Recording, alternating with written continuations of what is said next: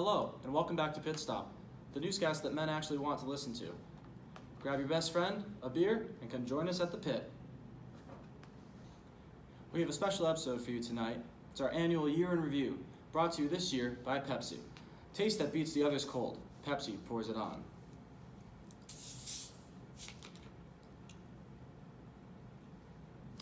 And now, onto the show. Today we're going to be covering the top 5 most important events that happened in the past year of 1968. Let's get right into it. At number 5, we have the Vietnam War, and more specifically the Tet Offensive. Breaking an unspoken truce, the Viet Cong and their candy-ass commie forces attacked over 100 South Vietnamese and American-occupied cities on the eve of the Tet holiday, the celebration of New Year in Vietnamese culture. This has resulted in anti-war efforts escalating, even to the point that it appears that we will be booking our troops out of the peninsula in no time. As always, God bless our troops, fighting for our freedom from those communist bastards every single day. At number 4, we have the election of Republican Richard Nixon as he defeated Democrat Hubert Humphrey in both the Electoral College and popular vote. This means the executive branch will be in Republican hands for the first time since Eisenhower was replaced by JFK in 1960. Nixon often referred to his supporters as the silent majority, and stated that his goal in office was to emphasize law and order stateside. I don't know about you, but that sounds more like a teledrama than a plan. But let's give the man a chance before we jump down his throat.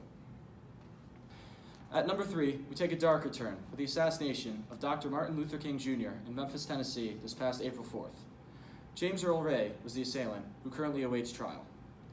While MLK may no longer be here, his presence and message still echoes all throughout the U.S. as the fight to end segregation and injustice continues to gain traction and power stateside. I'll end this segment with my favorite quote of his, a powerful one at that.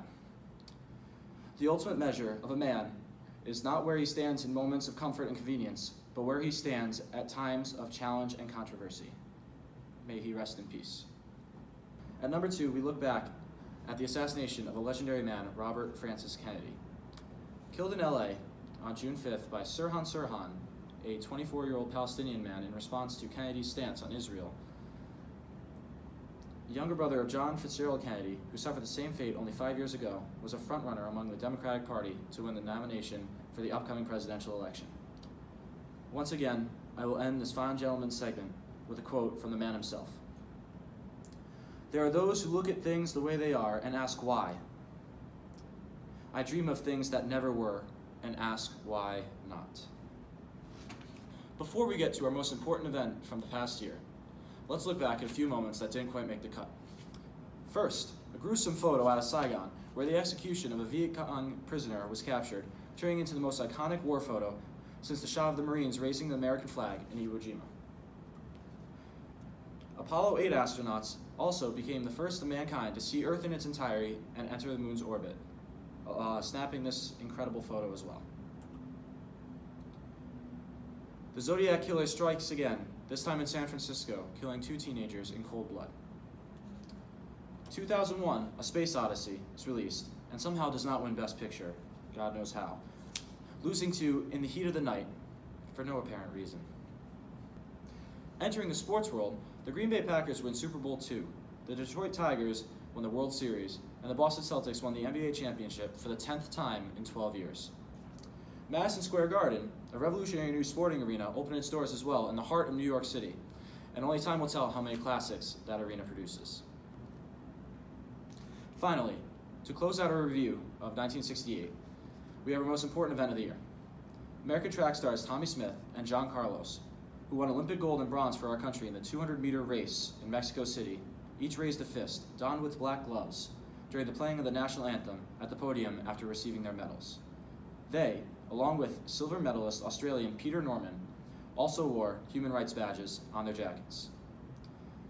After leaving the podium, Smith stated, quote, "If I win, I'm American, not a black American.